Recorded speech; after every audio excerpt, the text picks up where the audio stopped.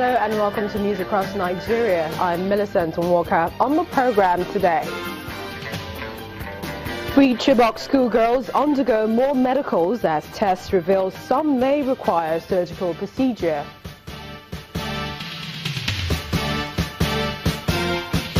Delta State sensitizes students on the dangers of cultism.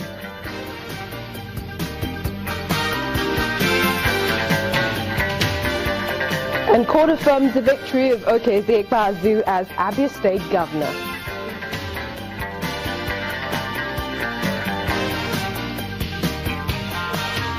We must grow what we eat and we must make what we use.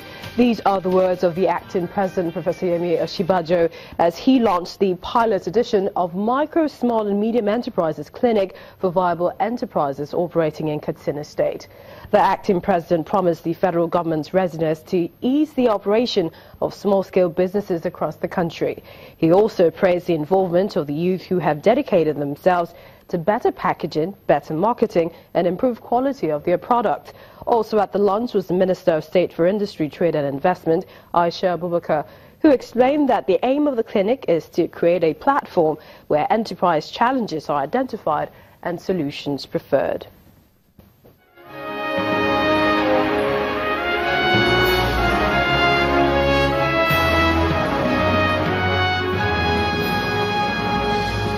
Some medical tests carried out on the 82 free Chibok girls indicate that some of them may be undergoing surgery.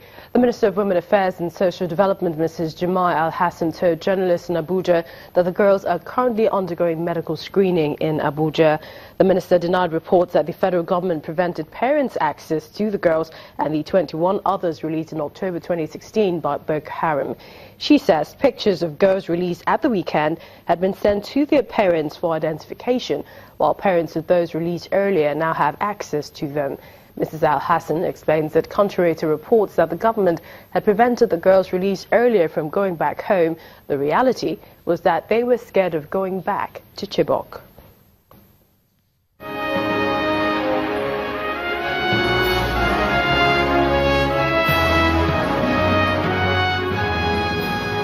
Following the murder of a 17-year-old indigene of Biogbolo community in Yenagua, Bayelsa State, angry youth have vented their frustrations on Igbo traders in the area.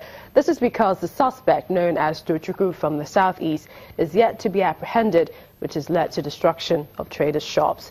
Meanwhile, the Bayelsa State Police Command has called for calm, assuring residents that the suspect will soon be arrested. It was only a matter of time.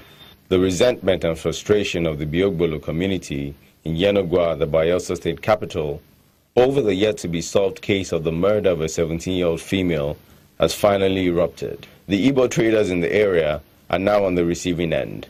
Their shops destroyed by Irish youth who came at them from all angles. The traders tell their tales of woes. Getting to my shop, I discovered that my shop has been set ablaze, and the chairs, the goods I have in the shop, more than 8 sets of chairs. Most of them, they were damp. In short, more than 3/4 of it was burnt with fire. I'm inside. Before I look, I just see the boys rush, carrying my chair, start to knock for ground, scatter everywhere. Even my signboard, they break everywhere. Worse than having shops destroyed is being attacked with deadly weapons. These men escaped by whiskers, but not without injury to remember the day. The person watching me carry matches and hit me.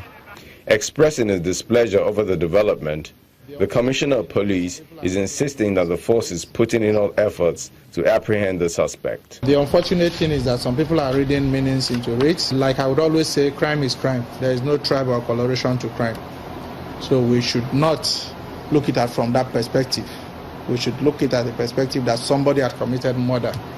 The father of the victim still cannot believe his daughter is gone. My daughter was with me inside the house discussing one or two things. He said I wanted to go and see one of his friends at the custom road. I said, okay, that's the case, no problem. So now I went. Everyone agrees that the crime committed should not be allowed to get swept under the carpet. But what should be strongly frowned at are reprisal attacks on those who, by no fault of theirs, are connected to the suspect only through tribe.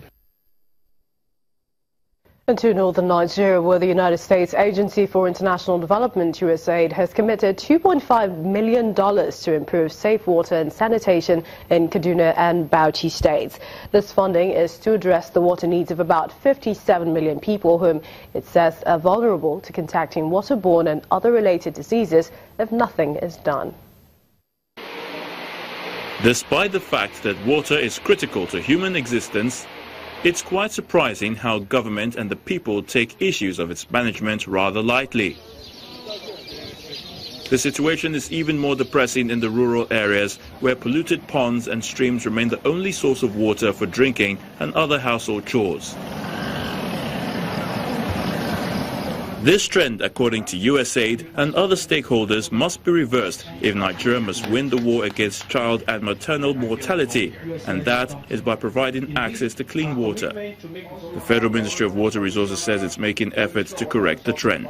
We have successfully implemented first and second national urban water sector projects in Katstina State, Ogun State, Enugu State, Cross River and Lagos State respectively. The launching of the Water Sanitation and Hygiene Coordination Project by USAID is to provide support to new reform-minded state governments for the immediate term. And here, Kaduna and Bauchi are the benefiting states. 57 million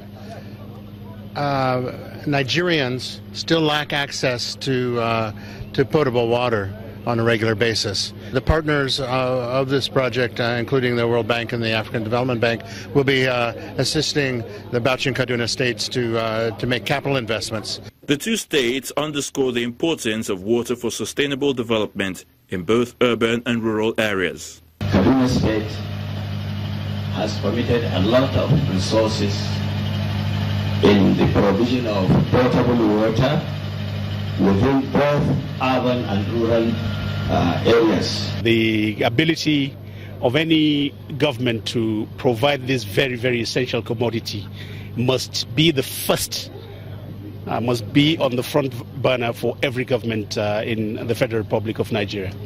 Apart from deficit in infrastructure in most states, experts identify population explosion, weak legislation and rural migration, which are some of the major challenges militating against access to clean water. Water in the urban city have to be economic driven. It is not a social driven. No, pay for the water. Introducing ways in which to better collect the revenues for the water that is distributed.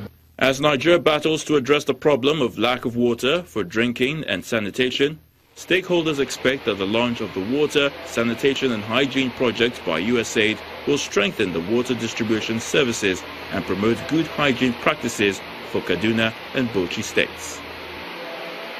From Water, Sanitation and Hygiene, the Delta State government says it is embarking on a clean-up that will see all cult members renouncing their activities in the state. This pronouncement was made at Ethiopia East local government area of Delta State in an event that brought together students from the 25 local government areas. One of the most essential problems facing secondary and tertiary institutions in Nigeria today is the problem of cultism.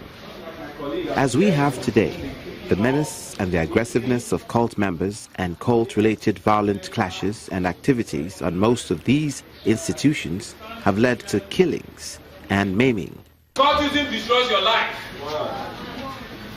Cultism is next to terrorism. 2. Cultism cuts short your education. 3. Cultism makes your parents cry. Bringing together about 650 students from 13 secondary schools in the area, law enforcement agents, community elders and others, the state government hopes to educate youth on the dangers of engaging in cultism or cult activities. Your senior brother or your teacher about what happened. Don't be shy completely, report. This growing trend, the Delta State government says, must come to an end.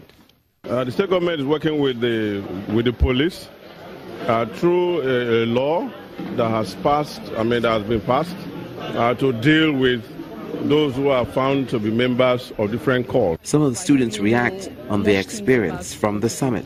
So with what I've learned today, I can boldly stand and tell my friends, those people that have the zeal of becoming a cultist before, tell them about the dangerous things about cultism, the effect, the consequences, and what it can cause for their society and themselves. If we see anyone around us as a cultist, we should report to the policemen for them to take over. Events such as these will no doubt help create the needed awareness on the dangers of cultism and youth restiveness. But there is a need for government and security agencies to be alive to their duties to ensure that the activities of groups such as cultists don't lead to a breach of peace in the state. News across Nigeria returns. Can there be a better deal for women in Nigerian politics? You join us again for more.